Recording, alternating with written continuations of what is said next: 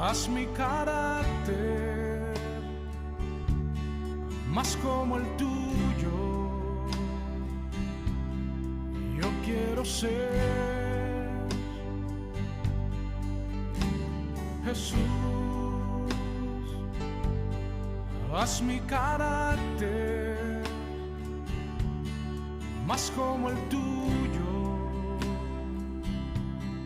Yo quiero ser, porque en esta vida hay cosas que pasan que yo no entiendo. Porque yo quiero demostrar tu amor a cada instante. Hazme hacer tu voluntad y morir a mi viejo hombre. Haz mi carácter más como el tuyo, yo quiero ser. Vamos a decírselo una vez más: Jesús, Jesús, haz mi carácter más como el tuyo. Yo quiero ser Jesús. Haz mi carácter más como el tuyo. Yo quiero ser, porque en esta vida hay cosas que pasan que yo no entiendo. Porque yo quiero demostrar tu amor a cada instante. Hazme hacer tu voluntad y morir a mi viejo hombre. Haz mi carácter más como el tuyo, yo quiero ser. Haz mi carácter más como el tuyo, yo quiero ser. Haz mi carácter más como el tuyo, yo quiero ser. Oh, Jesús, necesito que hagas mi carácter como el tuyo. Me someto a ti. Hay cosas que no entiendo en esta vida. Necesito, Señor, hacer tu voluntad. Necesito morir a mi viejo hombre, que en todo tiempo pueda ser ejemplo, Señor. O levante sus manos y rinda su carácter al Señor. Aquí estamos, Dios, porque en esta vida hay cosas que pasan que yo no entiendo. Porque yo quiero demostrar tu amor a cada instante. Hazme hacer tu voluntad y morir a mi viejo hombre. Haz mi carácter más como el tuyo, yo quiero ser. Haz mi carácter más como el tuyo, yo quiero ser. Haz mi carácter más como el tuyo, yo quiero ser.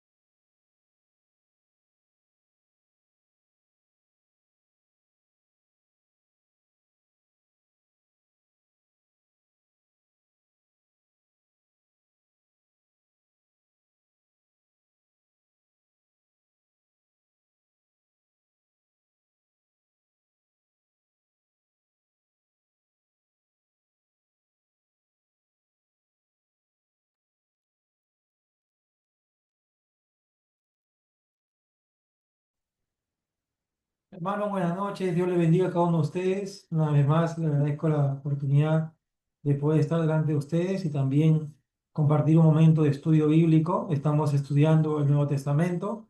Y bueno, en esta oportunidad vamos a primeramente a tener un momento de oración para poder comenzar esta clase de enseñanza que estamos llevando. Hemos comenzado ya con la Biblia, que es la Biblia, la palabra de Dios, el Antiguo Testamento. Hemos visto también los libros en forma de contenido bíblico, qué libro contiene tal tema. Y vamos a seguir desarrollando este curso, hermano. Vamos a orar. Les invito a que pueda orar ahí donde se encuentren. Señor, te damos gracias una vez más en esta oportunidad que nos das para poder seguir estudiando, para poder seguir aprendiendo tu palabra. Señor, te pido por mis hermanos que están presentes, por mi hermana Gaby, por mi hermana Teodora, hermano Julio. Señor, te pido por mi persona, te pido también por la vida, Señor, de los hermanos que van a ingresar, Señor, al curso.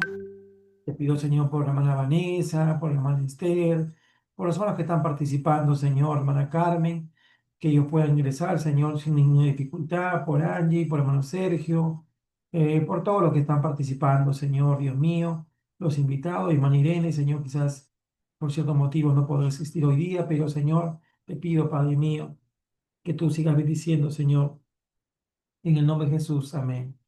Amén, hermanos. Vamos a primeramente a comenzar en cuanto al Nuevo Testamento.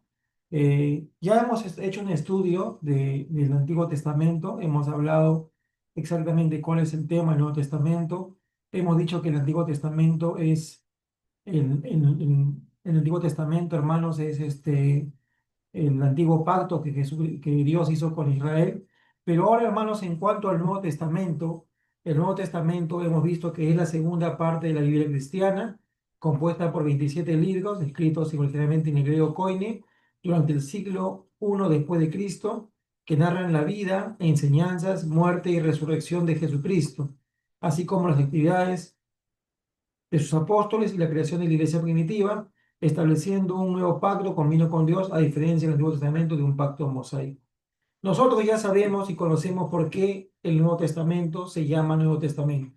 El Nuevo Testamento se llama así Nuevo Testamento porque es un nuevo pacto.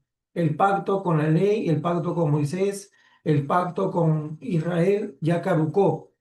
Ahora, el Nuevo Testamento es el nuevo pacto que tiene Cristo con la iglesia, que tiene Cristo con los cristianos. Ya no importa la nacionalidad, no importa si es de Israel, si es de Perú, de Chile, de Bélgica, toda aquella persona que viene a Jesucristo, hermanos, hace un pacto con Jesús de Nazaret y lo hace, hermanos, a través de la ley de Cristo, a través, hermanos, de la gracia de Dios, mejor dicho, ¿no? Y somos la iglesia del Señor. Amén. Es el Nuevo Testamento que usted tiene en su casa. Son 27 libros escritos originalmente en griego koine. Amén. Todos esos libros han sido escritos en griego.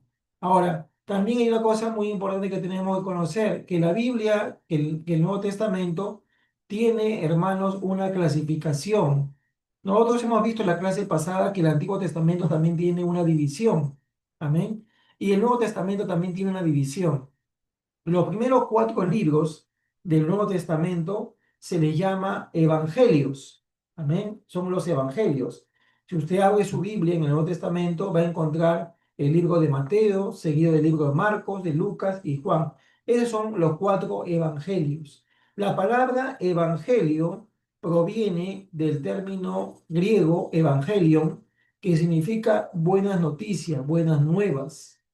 Así cuando nosotros leemos los evangelios, estamos leyendo las buenas nuevas de la palabra de Dios. Ahora, hay cuatro evangelios en la palabra de Dios: Mateo, Marcos, Lucas y Juan.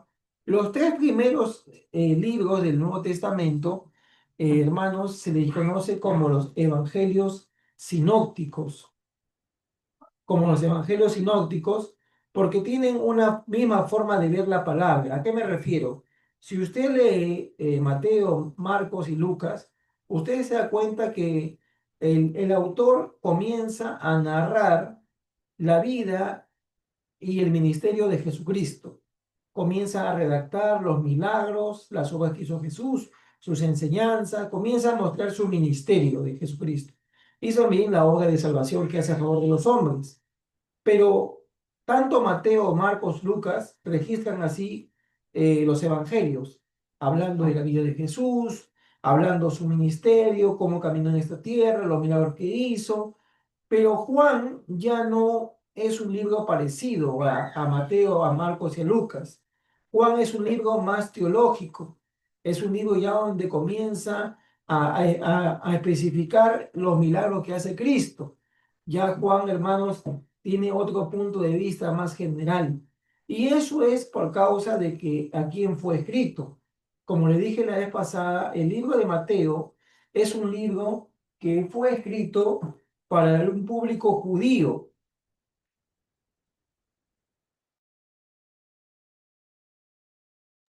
El libro de Mateo está escrito para un público judío. Cuando comienza el libro de Mateo, comienza con la genealogía de Jesús. Mateo comienza a registrar comienza a registrar y a decir que Jesús es judío, Jesús es el rey de los judíos, porque tenía una connotación más hacia el público judío. El libro de Marcos es un libro que está más dirigido a los romanos. Amén. Está más dirigido al público romano. Amén. El libro de Lucas está dirigido más a los griegos, a este grupo étnico de los griegos. Y el libro de Juan, hemos visto que el libro de Juan ya es general, es para todo el mundo. El libro de Juan contiene mucha riqueza espiritual, mucha doctrina, el ministerio de Jesús, ya comienza a detallar el Evangelio de diferente manera. Por eso que los libros de Mateo, Marcos y Lucas se parecen muchísimo, porque narran la vida de Jesús, como les digo, pero Juan ya le da un aspecto más profundo, comienza a explicar por qué los milagros, comienza a explicar quién es Jesucristo, es mucho más completo teológicamente hablando. Después de los 4 primeros libros que tiene el Nuevo Testamento, viene el libro de los Hechos, muy conocido como Hechos de los Apóstoles, Hechos de la Iglesia o Hechos del Dios Espíritu Santo. Ahora, eh, en este libro de los Hechos de los Apóstoles, vemos que comienza con la ascensión de Jesucristo. Amén. Y también comienza con el nacimiento de la iglesia. En los primeros capítulos habla, hermanos, habla del nacimiento de la iglesia. Amén.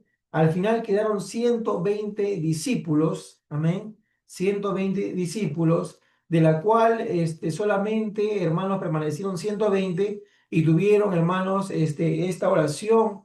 En el capítulo 1 habla de eso, capítulo 2, que tuvieron, hermanos, eh, experimentaron el bautismo del Espíritu Santo. Eso detalla Hechos capítulo 1, capítulo 2. Vemos el nacimiento de la iglesia y vemos cómo la iglesia comienza a desarrollarse y a moverse, amén, por todo, hermanos, por todo Judea, Samaria, por todos esos lugares, hermanos, que Jesús pidió a la iglesia que pudiera moverse. En Hechos de los Apóstoles vemos el nacimiento de la iglesia, vemos cómo la iglesia creció, cómo desarrolló, vemos la iglesia cómo comenzó a organizar viajes misioneros a otros pueblos, comenzó a evangelizar Asia, comenzó a evangelizar África, vemos los viajes misioneros de Pablo. Los primeros capítulos se centran en el apóstol Pedro. Si usted lee Hechos de los Apóstoles, se centra en el apóstol Pedro, pero después ya pasa a centrarse en la vida de Pablo. Amén. Ahora, después de Hechos de los Apóstoles, aparecen, hermanos, 21 cartas o epístolas que están escritas en la Biblia, hermanos, comenzando con el libro de Romanos. Amén. Romanos, hermanos, viene a ser el primer, hermanos, epístola escrita en la palabra, que comienza con el libro de Romanos, y ahí arrancan, hermanos, las 13 epístolas de Pablo, más conocidas como las 13 epístolas paulinas. Amén. Pablo escribe Romanos, primera y segunda de Corintios, Gálatas, Efesios, Filipenses, Colosenses, primera y segunda de Tesalonicenses, primera y segunda de Timoteo, Tito y Filemón. Son 13 cartas que Pablo escribe a las iglesias que están en Asia, a las iglesias que estaban en los territorios donde la iglesia se estaba extendiendo. Ustedes saben muy bien que Jesucristo dijo y predicar el evangelio a todo el mundo. Entonces, hermano, la iglesia comenzó a extenderse, a predicar, y estas cartas eran dirigidas a esas iglesias que estaban en Gálatas, que estaban en Roma, que estaban en Éfeso, que estaban en Filipos, que estaban en Colosas, en Tesalónica. La iglesia comenzó a expandirse. Ahora, después de esas 13 epístolas paulinas que son escritas por el apóstol Pablo, también, hermanos, tenemos las epístolas generales, que son 8 libros, que es el libro de Santiago, primera de Pedro, segunda de Pedro, primera de Juan, segunda de Juan, tercera de Juan y Judas. Amén. Se le conoce a estos libros como libros o epístolas generales, porque ya no están dirigidas a un sector. Si ustedes, hermanos, logran notar, la carta o la epístola de los romanos está dirigida a la iglesia que estaba en Roma, a la iglesia que estaba en Roma. Cuando dice primero de Corintios y segundo de Corintios, son iglesias que son cartas que están siendo dirigidas a la iglesia que está en Corinto.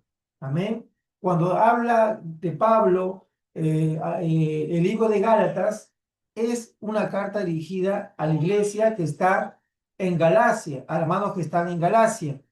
O sea, son cartas que tenían un destinatario fijo. Cuando Pablo manda una carta a la iglesia de Efesios, o sea, el libro de Efesios, es una carta dirigida a la iglesia de Éfeso. Estos territorios, hermanos, son territorios de Asia. Amén. La iglesia comenzó a salir de Jerusalén porque el mandato era ir y predicar el evangelio de toda la criatura. Entonces ellos tenían que viajar, tenían que extenderse. Tanto se ha extendido el evangelio que el evangelio ya ha llegado a todas partes del mundo. Por eso hay cristianos en el Perú, hay cristianos en Venezuela, hay cristianos en Chile, hay cristianos en Japón, hay cristianos en Europa, en África, en Asia, hay cristianos en países árabes, aún también hay creyentes. Entonces la iglesia comenzó a extenderse. Y estas cartas eran dirigidas a esos grupos. Cuando vemos, por ejemplo, las cartas a Tesalónica, son dirigidas con un destinatario, a los hermanos que estaban en la iglesia de Tesalónica. Si hacemos un ejemplo, si Pablo hubiera escrito una iglesia, perdón, hubiera escrito una carta a los hermanos de Lima, pondría, bueno, libro, epístola de Pablo, escrita para los hermanos de Lima. Entonces sería, vamos a decir, el libro se llamaría Limeños, ¿no? Lo que estoy diciendo, hermanos, es que esas cartas tenían un destinatario, amén, un destinatario, y a veces el destinatario era un grupo de hermanos, romanos, corintios, son un grupo de hermanos, y también las epístolas paulinas también son cartas personales, porque si usted lee, por ejemplo, dice carta primera de Timoteo, esa carta a quién está siendo dirigida, está siendo dirigida a Timoteo. Si usted, hermanos, ve, dice carta a Tito, esa carta tiene un destinatario, es Tito el destinatario, el que está siendo remitida a Tito. Cuando usted pone Filemón, es una carta dirigida a Filemón. Entonces, la diferencia entre las epístolas, porque los libros de las epístolas eran cartas, hermano, dirigidas a un grupo de personas o a una persona. Ahora, la diferencia entre las cartas paulinas y las cartas generales o los libros, epístolas generales de la Biblia, es que los libros generales ya están escritos para todas las iglesias. Están escritos para todas las iglesias. Pablo escribió cartas a Roma, a Corinto, a Gálatas, Efesios, Filipenses, pero las cartas generales ya fueron escritas para todo el grupo, para todo el conjunto de iglesias. Estas cartas ya se repartieron a todo el grupo, a todos los hermanos que estaban en el mundo. Por eso le conoce como cartas generales. Hebreos, Santiago, primera y segunda de Pedro fueron escritas ya a todas las iglesias. Esa es la gran diferencia que ha habido entre las epístolas paulinas y las epístolas generales. Amén. Como les digo, hermanos, son 13 epístolas que escribe el apóstol Pablo. Más conocido, hermanos, se le dice epístolas paulinas. Ahora, después de esos libros, hermanos generales, encontramos el último libro de la Biblia o del Nuevo Testamento que se llama Apocalipsis. La palabra Apocalipsis, hermanos, significa revelación. Amén. Significa revelación. Y este libro, hermanos, es un libro que tiene muchas figuras, que tiene mucha simbología. Por eso que muchas personas no lo entienden. Usted puede entender Mateo, Marcos, Lucas, Juan, pero es difícil entender Apocalipsis porque está lleno de simbología, está lleno, hermanos, de metáforas, está lleno de figuras, y es difícil que lo entienda a menos que usted tenga conocimiento de teología o haya estudiado teología, y bueno, o alguien, un pastor o un maestro le pueda explicar, pero son libros más difíciles de entender por su contenido metafórico, simbólico, es más teológico, ¿amén? Entonces, son exactamente cuatro divisiones del Nuevo Testamento, como les comento los evangelios, cuatro evangelios, Mateo, Marcos y Lucas, el último evangelio, el evangelio de Juan. Por si acaso, les vuelvo a repetir, la palabra evangelio significa buenas noticias, buenas nuevas, contienen el mensaje de salvación, narran la vida y ministerio de Jesús. El libro de los apóstoles, o Hechos de los Apóstoles, mejor dicho, eh, hermano, que habla del nacimiento de la iglesia, habla de la ascensión de Cristo y cómo la iglesia comenzó a extenderse. De ahí vemos las epístolas paulinas, que son tres epístolas paulinas, y después, hermanos, vemos también los epístolas generales y por último vemos el libro de Apocalipsis. Ahora, en cuanto, hermanos, los temas centrales del Nuevo Testamento, hay tres columnas del tema central del Nuevo Testamento. ¿Qué habla el Nuevo Testamento? Uno, ya les dije, el Nuevo Testamento significa nuevo pacto, porque la palabra testamento significa pacto, acuerdo, convenio. Entonces, el Nuevo Testamento está hablando del pacto que hace Dios con la iglesia a través de Cristo por medio de la gracia de Dios. Ya no es el pacto que hace con Israel, ese pacto es el antiguo pacto. Ahora Dios hace un pacto con la iglesia. Ya no es necesario ser israelita para hacer ese pacto. Ya es solamente necesario reconocer a Jesús como Señor y Salvador personal. Amén. Entonces, es el nuevo pacto que hace a través de la gracia Jesucristo con la iglesia. Toda persona que viene a Cristo viene a ser parte de la iglesia de Cristo. Amén. Al final de los tiempos, Dios no se va a llevar a los pentecostales, ni a los bautistas, ni católicos, ni evangélicos, ni mormón. Dios se va a llevar a la iglesia que cree en Jesucristo y que vive una doctrina correcta conforme a la palabra del Señor. Amén. Ahora, ese es el primer tema central. El segundo tema central, hermanos, que habla el Nuevo Testamento, habla de la salvación. Amén. Habla de la doctrina de la salvación. Habla que Jesucristo es el sacrificio perfecto por causa del pecado del hombre. Habla de que Jesucristo es el único Salvador, Redentor, justificador del ser humano y que a través de Cristo encontramos salvación del alma y vida eterna. Amén. Ese es el segundo tema básico del Nuevo Testamento.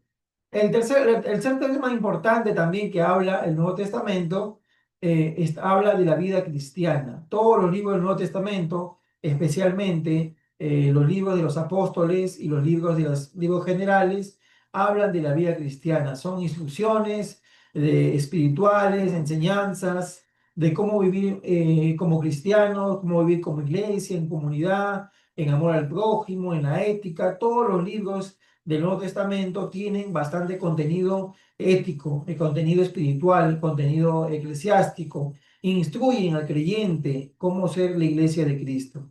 Entonces, son temas principales del Nuevo Testamento, amén. Son temas que nosotros, hermanos, vamos a conocer poco a poco, pero eso, hermanos, es la figura del Nuevo Testamento, amén.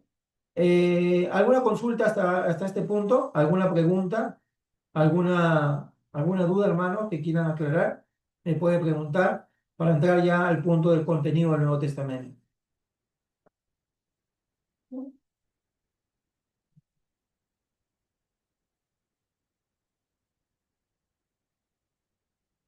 ¿No hay ninguna consulta?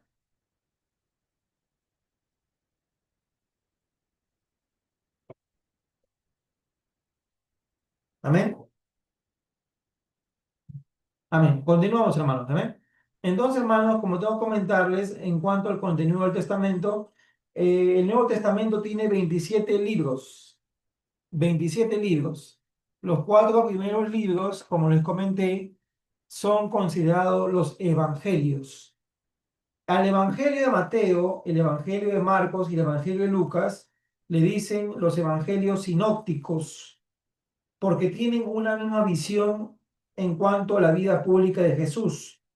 Si usted lee Mateo, lee Marcos y lee Lucas, van a darse cuenta que es muy parecido, que todos narran cómo nació Jesús, cómo llevó el ministerio, cómo hizo milagros, cómo predicó en Galilea, cómo encontró con la samaritana, cómo se encontró con Zaqueo, todo es paralelo. Pero el libro de Juan ya tiene una visión mucho más teológica y es el evangelio un poquito más diferente. Y le vuelvo a recalcar, Mateo fue escrito con un énfasis para los judíos, Marcos fue escrito con un énfasis para los romanos y Lucas fue escrito con un énfasis para los griegos. Y Juan fue escrito ya como una epístola mundial, una epístola general. Ahora, en el libro de Mateo dice, presenta a Jesús como el rey ungido, profetizado, quien trajo su reino a nosotros y hoy posee toda autoridad. Mateo se encarga de presentar a Jesús como el rey de los judíos. Por eso, si usted lee o abre su Biblia en Mateo capítulo 1, comienza a hablar de la genealogía de Jesús. Comienza a describir cuál ha sido la descendencia de Cristo, cómo ha llegado la genealogía hasta Jesucristo. Aquí en Mateo capítulo 1 comienza la primera parte dice genealogía de Jesucristo. Libro de genealogía de Jesucristo, hijo de David, hijo de Abraham, y comienza a decir cómo ha llegado la descendencia hasta Jesús. Entonces Mateo se encarga de describir a Jesús como el rey de los judíos, a enfatizar este libro para los judíos. Mateo fue judío, Mateo fue un recaudador de impuestos, era una persona considerada traidor para los judíos porque cobraba los impuestos de Roma. Él tiene esa énfasis de presentar, hermanos, este libro, hermanos, con énfasis para los judíos. Amén. Ahí en Mateo vamos a entender, hermanos, la vida pública de Jesús, sus milagros, sus enseñanzas. Vamos a escuchar sus parábolas, las palabras que él habló. Todo lo que, hermanos, vemos aún por película, está, hermanos, en el libro de Mateo. Marcos tiene otro énfasis, presenta a Jesucristo como, hermanos, un siervo. Amén. Marcos presenta, hermanos, esto para los romanos, amén. Tiene un énfasis para presentar a los romanos que también habían creído en Jesús, porque muchos romanos también se convirtieron a Cristo, amén. Muchos romanos también se convirtieron a Jesús y lo presenta con otro énfasis. Ellos ya no eran judíos, ya los romanos tenían otro trasfondo cultural. Si ustedes se dan cuenta, hermanos, cada pueblo, cada nación tiene su propia cultura, tiene su propia idiosincrasia. Entonces, Marcos ya escribe con énfasis para los romanos. Amén. Marcos, conocido como el Evangelio de Acción, presenta a Jesús como el siervo sufriente, a quien estamos llamados a imitar y seguir. Amén. Presenta el discipulado de manera esencial como una relación con Jesús, no meramente como un código de conducta. Amén. El libro de Lucas, hermanos, presenta ya un énfasis para los griegos. Tiene un énfasis para los griegos. Todos estos grupos étnicos existieron en el tiempo de Jesús. Presenta a Jesús como el hombre perfecto, como un evangelio que es para todos, judíos y gentiles, pobres y ricos, muestra cómo las promesas de Dios hechas a través de los profetas son cumplidas en Jesucristo. Y el evangelio, hermano de Juan, presenta a Jesús, presenta a Jesús como Dios encarnado, superior a la creación, el Señor es aquel que tiene creación de someterse, o sea, tiene un énfasis más general, amén, más general. Los evangelios, hermanos, están escritos en los primeros 4 libros del Nuevo Testamento. Ahora, en cuanto a Hechos de los Apóstoles, hermanos, este libro, hermanos, muestra el nacimiento de la iglesia. Primero arranca con la ascensión de Cristo. Amén. Jesucristo, hermanos, lleva a sus discípulos al monte, hermanos, de los olivos, si no me equivoco. Y hermanos, él asciende delante de los discípulos y hermanos, él le da la instrucción de que ellos tenían que ir a predicar a todo el mundo. En Hechos capítulo 1 y 2 muestra cómo el Espíritu Santo se derrama sobre 120 discípulos y nace la iglesia. La iglesia no nació en Roma, eso hay que decirle a los católicos. Cuando nos dicen que nosotros somos las personas, los hermanos separados, hay un sacerdote que se llama, si no me equivoco, Luis Toro, que es un colombiano que siempre está hablando en contra de los evangélicos. Él dice que nosotros somos los hermanos separados de la iglesia. La iglesia no nació en Roma, la iglesia nació en Jerusalén.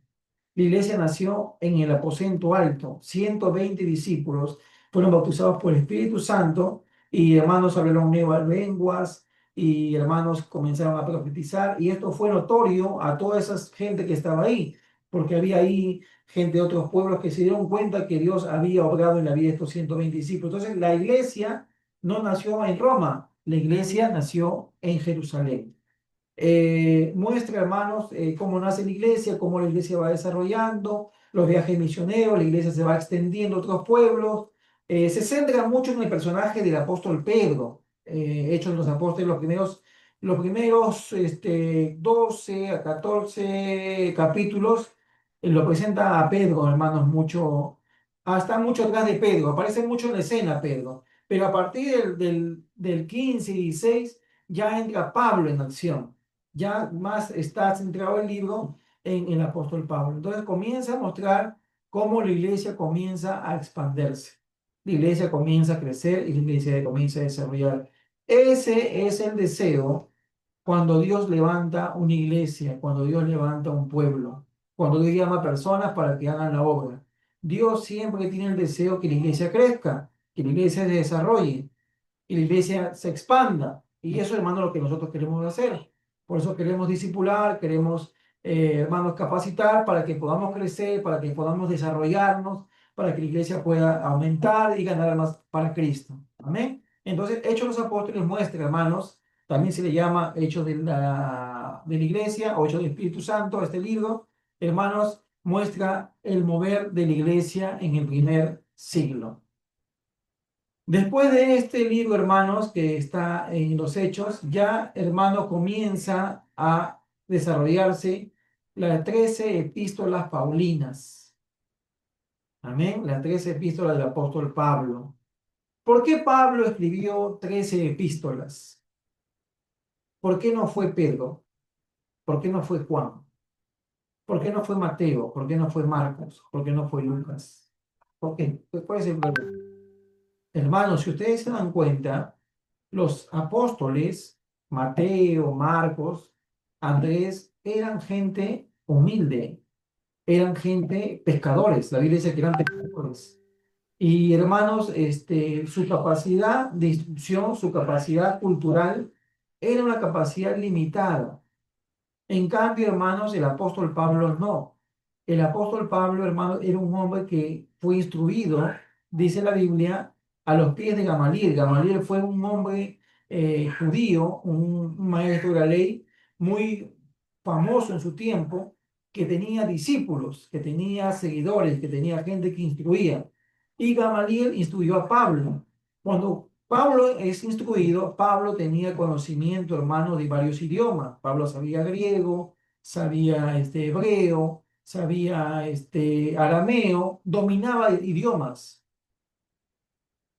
Tenía nivel cultural, tenía conocimiento. Entonces, hermanos, Dios usó su capacidad de Pablo para poder escribir 13 epístolas. Cuando una persona viene a Cristo, Dios nunca va a desechar tu capacidad, nunca va a desechar. Dios va a usar tus recursos. Si tú tienes habilidad para hablar, tú tienes estudios, tienes, vamos a decir, instrucción, Dios lo va a usar a su favor. Dios va a usarlo para la obra. Dios no va a desecharlo. Por supuesto, hermanos, que Dios puede usar a la persona más humilde.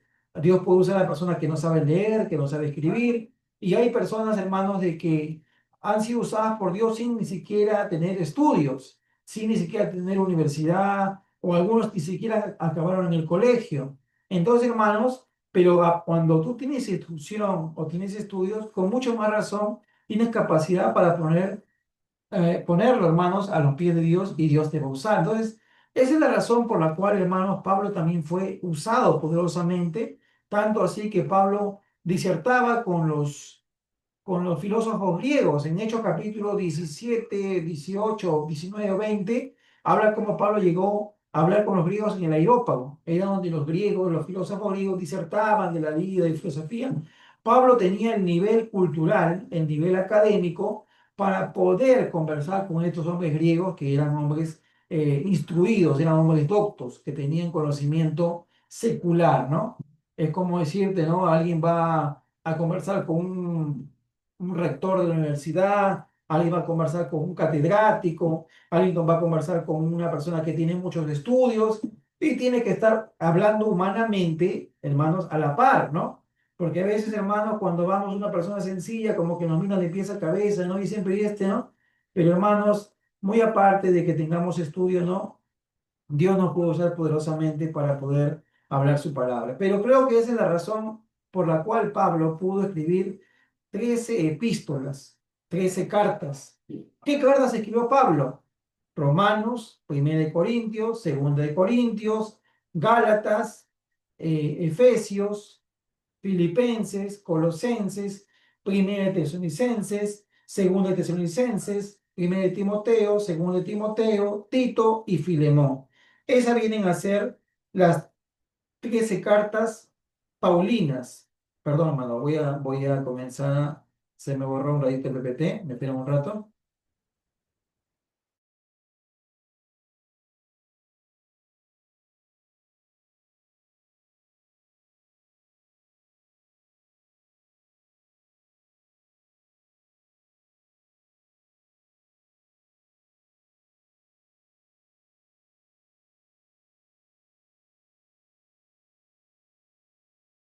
Ya, hermanos, ¿lo ven? ¿Lo ven el cuadro?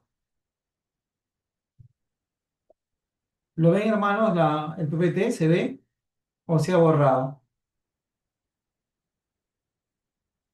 Buenas noches, ¿hay alguien ahí?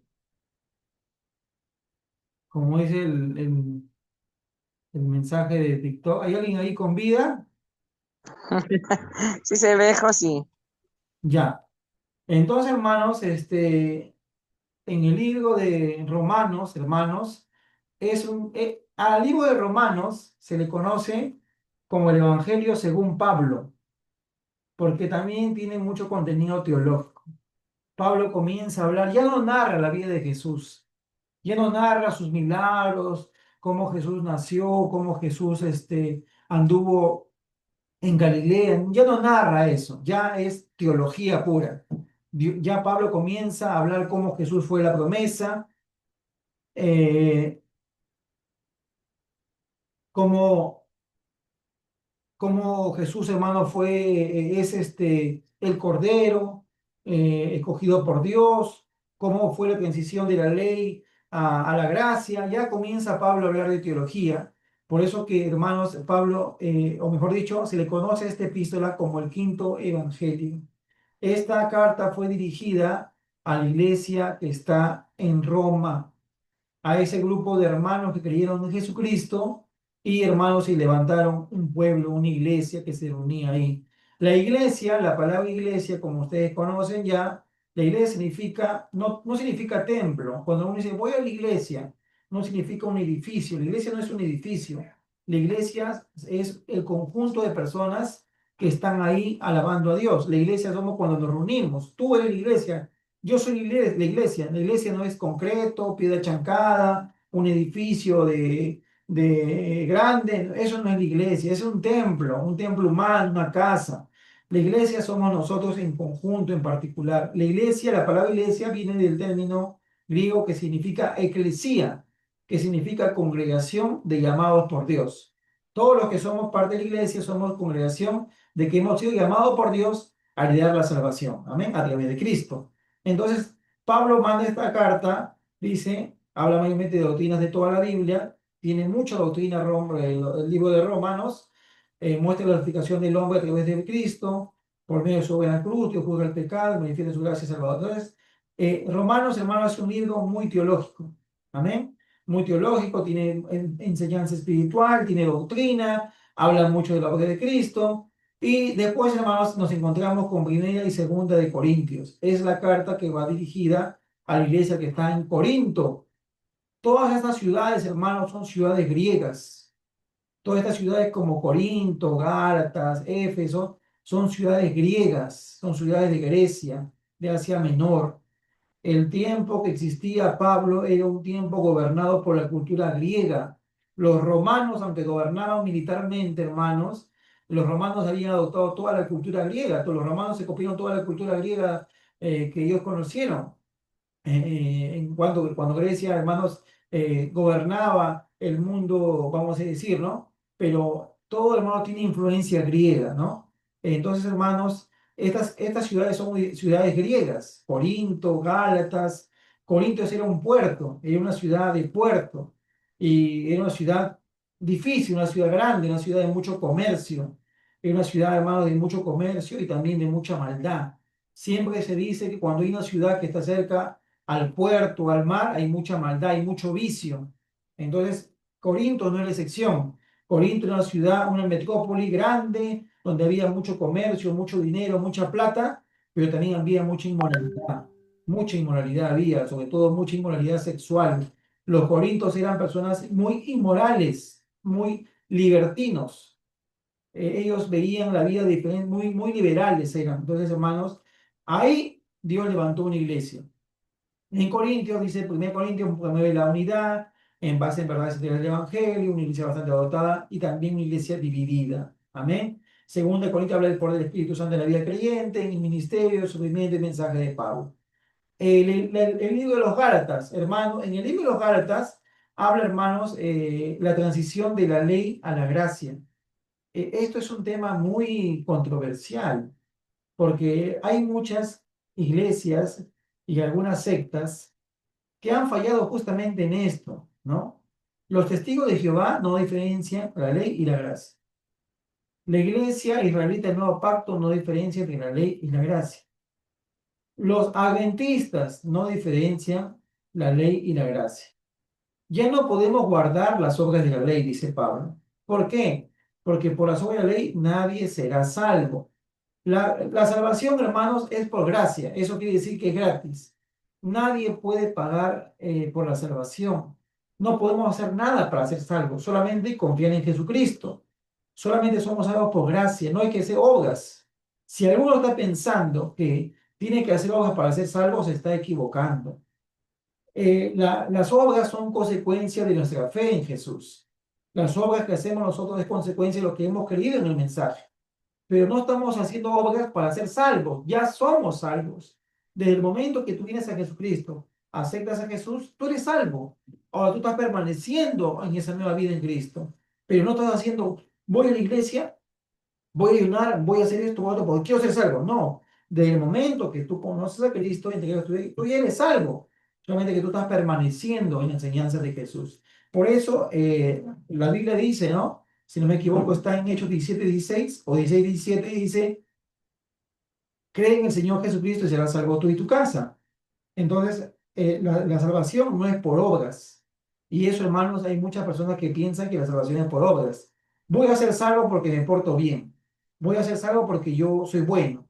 Voy a ser salvo porque yo no le hago mal a nadie. Falso, no eres salvo por eso. Eres salvo por la gracia de Dios.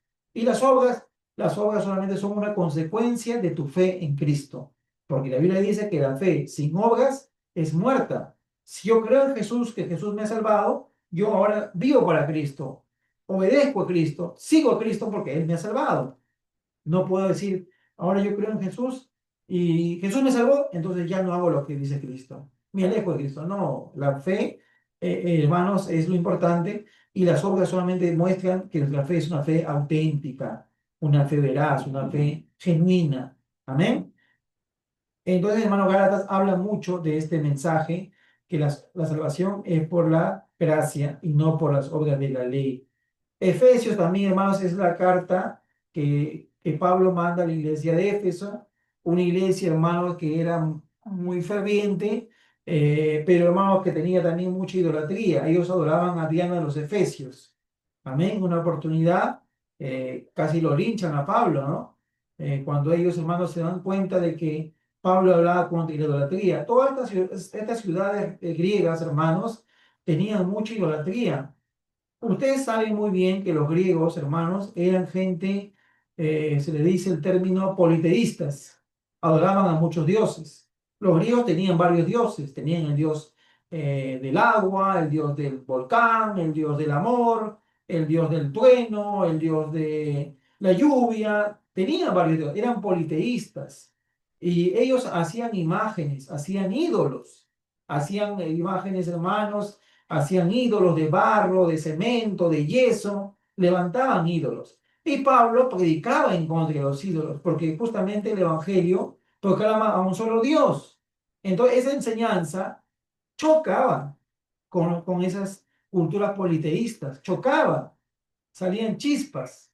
Entonces, por eso querían darle muerte a Pablo, porque Pablo decía, no, no existe Dios del trueno, no existe Dios de la lluvia, Dios de la guerra, no, hay un solo Dios que ha hecho todas las cosas para el provecho del hombre. Entonces, el Evangelio dice eso, hermanos, amén. Entonces, eh,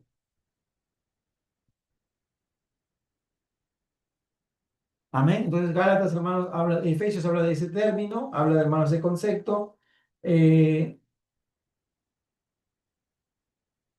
Después tenemos, hermanos, al libro de Filipenses, que es, hermanos, una carta dirigida a la iglesia que está en Filipos.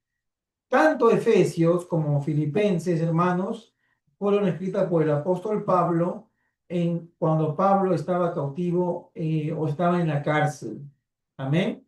Hay un texto donde dice Pablo en Filipenses, donde dice que es un mensaje, hermanos, muy inspirador porque Pablo lo habla, hermanos, desde la cárcel, donde dice, hermanos, en Filipenses,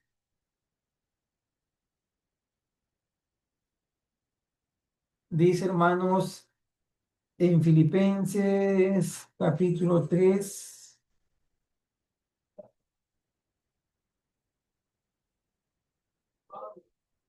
me den un ratito, hermanos,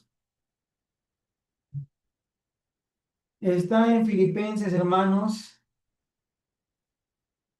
capítulo 4, versículo 4, donde dice, regocijaos en el Señor siempre. Otra vez digo, regocijaos. Pablo dice, regocíjense. Y esa carta Pablo lo escribe desde la cárcel. Pablo no lo dice estando en su casa, bien comido, bien atendido.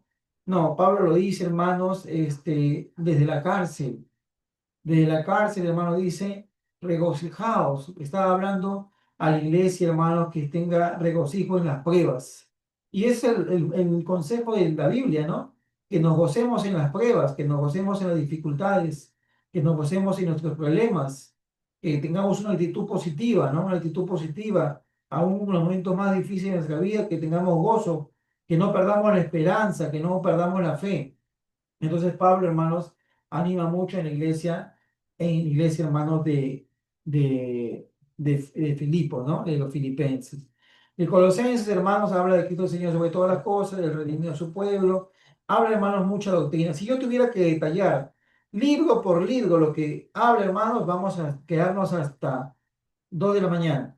Pero hermanos, habla hermanos también del mensaje de Dios. Todo epístola tiene mucha doctrina, tiene mucha enseñanza, mucha revelación bíblica, enseñanza espiritual, enseñanza ética. Primera de Tesalonicenses es la carta dirigida a Tesalónica, a la iglesia que está en Tesalónica, carta marcada por la Santa de Cristo, habla de hermanos de la Santa de Cristo, habla de las pruebas, habla da hermanos también señales de cómo va a ser el rapto de la iglesia. Y la segunda lección también es parecida, ¿no? Es similar, ¿no? Muestra la venida de Cristo, habla de la rebelión del anticristo, habla de la justicia de Dios, la victoria de Jesús. Entonces, hermanos, son cartas que están, hermanos, en la palabra del Señor. Aquí hay un cambio en cuanto a lo que Pablo ya está desarrollando. En el, en el, en la carta de Timoteo, 1 Timoteo, 2 Timoteo y Tito, ya hay un cambio ya. Se le conoce como cartas pastorales. Timoteo y Tito eran discípulos de Pablo y tanto Timoteo como Tito eran pastores de iglesia. Timoteo era pastor de la iglesia de Éfeso y Tito era pastor de la iglesia de Creta. Entonces, tiene mucha instrucción para los pastores, porque habla de los líderes, habla de la ceremonia, de cómo hacer la liturgia cristiana, habla, hermano, de cómo escoger a los líderes. Ya está hablando más como una instrucción pastoral. Por eso es que se le conoce a Timoteo, tanto 1 Timoteo, 2 Timoteo y Tito, se le conoce como cartas pastorales, porque ya está hablando cómo ser un buen líder. Por eso que usted, si usted lee Timoteo, 2 Timoteo, ya está hablando cómo ellos deben ser líderes de la iglesia, cómo deben gobernar la iglesia, cómo deben ser los pastores, cómo deben ser los diáconos, cómo debe ser la preparación de un líder. Timoteo tiene mucha enseñanza para todos aquellos que estamos llamados al ministerio, todos aquellos que estamos llamados al ministerio como un cargo de pastor, de evangelista, de maestro. Es muy importante leer Timoteo y Tito porque tiene mucha enseñanza en cuanto al liderazgo. Al liderazgo, es muy beneficioso. Por supuesto que toda carta tiene enseñanza para todos los creyentes, así no seas líder, así no seas pastor. No se puede decir, bueno, como tiene enseñanza para pastores, yo no voy a leer Tito ni Timoteo porque no soy pastor. No, hermano, enseñanza para todos, pero tiene un énfasis en cuanto a enseñar, hermanos, en cuanto a liderazgo. Filemón habla de un conflicto de un amo cristiano con un esclavo, que este esclavo se escapa. Pablo intercede por el esclavo, para que este hombre reciba de nuevo el esclavo. Si ustedes se dan cuenta, en el primer siglo había esclavitud. La esclavitud viene de Mesopotamia, ¿no? Y traspasó los continentes. Los judíos tenían esclavos. Abraham tenía una esclava llamada Agar. Los judíos tenían esclavos. Y aún en este siglo I, después de Cristo, se mantiene todavía la esclavitud. Pero ya mira cómo, hermanos, Jesucristo ya está hablando, hermanos, ya de un trato igual entre seres humanos, ¿no? Ya no estaba hablando que haya esclavos, que haya amos, no que hay rico, que hay pobre, sino que ya estaba hablando de amor al prójimo. Este es el mensaje de Cristo, ¿no? Un mensaje de amor. No, ya no hay condiciones sociales, sino que hay un mensaje que todos en Cristo, que estamos en Cristo, somos hermanos, ¿no? Entonces, Pablo intercede por medio de por este hombre para que lo pueda, hermanos, perdonar su amo. Esto habla, hermanos, del amor de Cristo por cada uno de nosotros. Eh, Hermanos, después continuamos con las epístolas generales. El libro de Hebreos, el libro de Santiago, primera de Pedro, segunda de Pedro, primera de Juan. Todos son libros generales porque ya fueron dirigidas a todas las iglesias que se encontraban en Asia. Ya no era dirigida a Roma, a Tesalónica, a Gálatas. Por supuesto que después esas cartas pasaron a las demás iglesias y después cuando la Biblia se redactó, ¿no? Ya las demás iglesias recibieron esa enseñanza, pero estas cartas sí fueron dirigidas a toda la masa cristiana, ¿no? A todo ese conjunto de iglesias que estaban ya en Asia. Por eso se le dice epístolas generales, fue dirigida para todos los cristianos que estaban en Asia Menor. El libro de Hebreos, hermanos, también habla mucho de la transición de la ley a la gracia. Es metafórico, pero también habla mucho, hermanos, de cómo Cristo, hermanos, es, hermanos, el sacerdote que ha intercedido por nosotros. Tiene mucho conocimiento, mucha enseñanza. Habla, hermanos, también cómo pasamos del viejo pacto al nuevo pacto. Es muy importante, hermanos, leer Hebreos. Amén. Santiago, hermanos, es el hermano de Jesús. Hemos tenido un estudio acerca de Santiago hace poco. Ustedes deben conocerlo más exacto. Esto habla de que la fe sin las obras es muerta. Habla de la tentación. Hemos leído que habla de tentación. Habla de las pruebas. habla de no ser oidores olvidadizos, sino ser hacedores de la palabra, habla de la oración, habla de la unidad, habla de la lengua. Hemos leído hace mes de domingo, tuvimos un estudio de Santiago, ya ustedes se deben acordar de ese estudio. Primera de Pedro es la epístola del apóstol Pedro, es la primera epístola y primera y segunda de Pedro. Debe ser quizás las dos únicas cartas que escribió el apóstol Pedro. Muchos creen que Hebreo lo escribió Pablo por el contenido, otros piensan que fue Lucas. eh, Otros creen, hermanos, que fue otro hombre de Dios, pero hermanos, también tiene mucho mensaje. Pedro toca un tema muy importante, habla de las pruebas, habla de la persecución, anima a los cristianos a seguir firmes a pesar de que el imperio romano perseguía a los cristianos en el primer siglo. Según de Pedro también no tiene mucha enseñanza, habla del día del Señor, habla de la venida de Cristo. Todas las cartas tienen enseñanza doctrinal, enseñanza espiritual, enseñanza moral. Después se aparecen los tres libros de Juan, hermano. Primera de Juan, segunda de Juan y tercera de Juan. El apóstol Juan escribió cinco libros.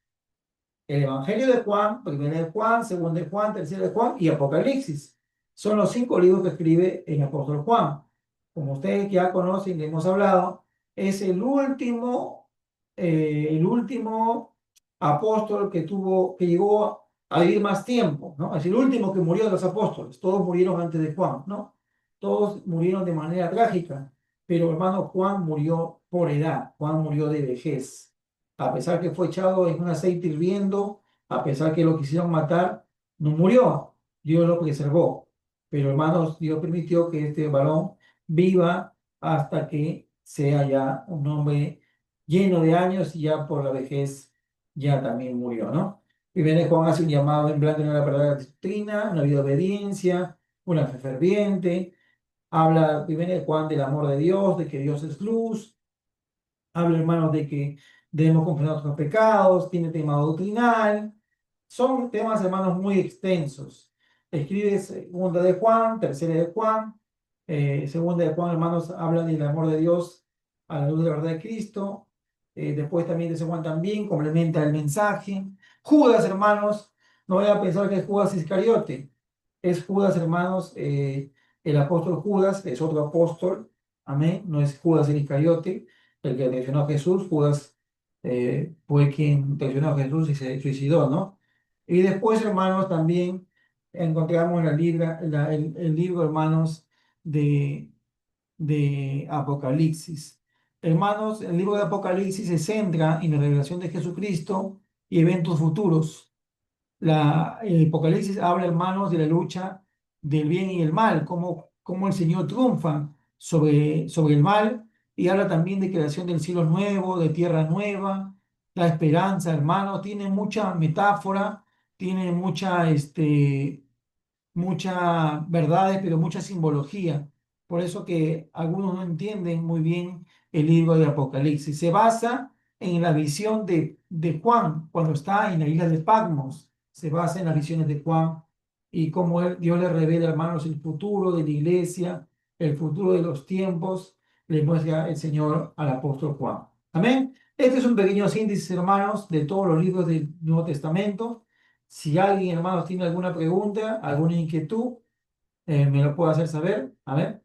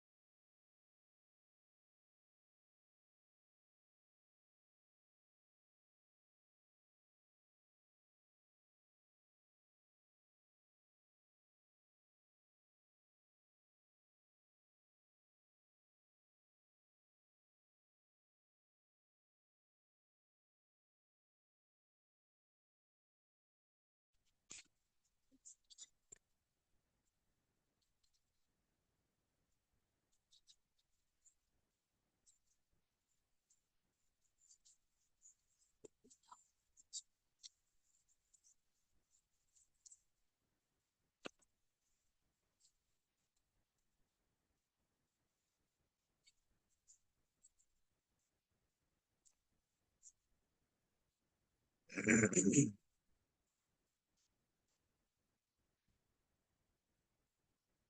discutiendo. Aló, hermano José, disculpe, buenas noches. ¿Me escucha? Lo que pasa no te puedo escuchar porque me parece Sí, que tu audio estaba sí, apagado. sí, Julio. No pude escuchar, lo que pasa tu audio estaba apagado. Ya. Ahora sí, ya te puedo escuchar, gracias a Dios, que no le estaba escuchando. Sí, mi audio estaba apagado, disculpa. Sí, gracias, más bien, discúlpame. Pero bueno, Ah, el día de la mañana, de repente hay la oración, nos acompaña como todos los días.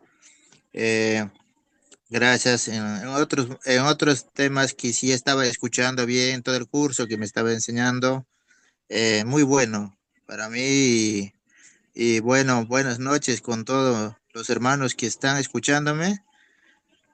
Eh, bueno, poco a poco recién yo hoy día me estoy, me estoy poniendo al grupo.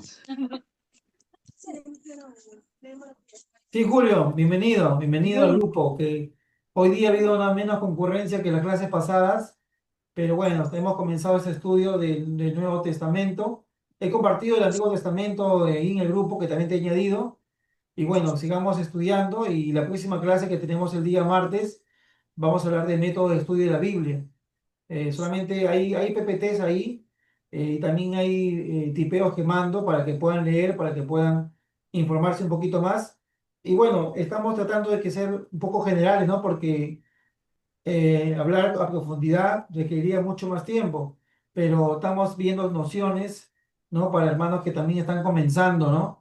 Y bueno, hemos visto todo un panorama del Nuevo Testamento. Te felicito por poder participar y espero que sigas participando. Eres bienvenido. Y bueno, estamos aquí Muchas gracias. aprendiendo. Y Muchas gracias. el día martes, como te digo, continuamos con el método de estudio bíblico, cómo estudiar la Biblia, cómo leerla, cómo entenderla, ¿no? Entonces, y vamos a seguir avanzando después con otros temas doctrinales, y así que yo sé que va a ser de gran interés para ti y para los hermanos. Muchas gracias, hermano. Gracias. Gracias, Amén. hermano. Para Gracias. mí es Bienvenido, bastante hermano Julio. mucha ayuda, es una guía para mí y eso me gusta. Dios te bendiga bastante a usted, hermano, y cada vez de mi parte que sigas creciendo, creciendo más y más. Amén, Julio. Muchas gracias. Muchas gracias. Julio es mi compañero de trabajo, también parte de uno de las personas que está encargada del grupo ahí, que estamos trabajando en el Colegio San Andrés. Y bueno, siempre me acuerdo que cuando llegué al colegio me enseñó bastante el trabajo. Muchas gracias, Julio, por todo tu apoyo. Igual, gracias, hermano. Gracias. Estamos para Bendiciones. apoyarnos. Muchas Espero que gracias. un día me puedas visitar aquí en la iglesia. Te Sí, esperamos un claro. domingo. Sí, Un claro, día. gracias. A tu familia, a tus hijos que te los puedes visitar por aquí. Muchas gracias, hermano. Gracias. Amén. Amén, hermanos, que Amén. Dios me bendiga. Disculpen, antes no tuve audio. Estamos ahí esforzándonos, que espero que sigan aprendiendo. Y voy a seguir mandando material acerca del método de estudio. Bendiciones, hermanos. Dios les bendiga. Ahora sí nos retiramos. Bendiciones. Hasta luego. Dios le bendiga, hermano Julio. Bienvenido y Dios le bendiga a mis hermanos. Gracias. Gracias, muchas gracias, hermano. Muchas gracias.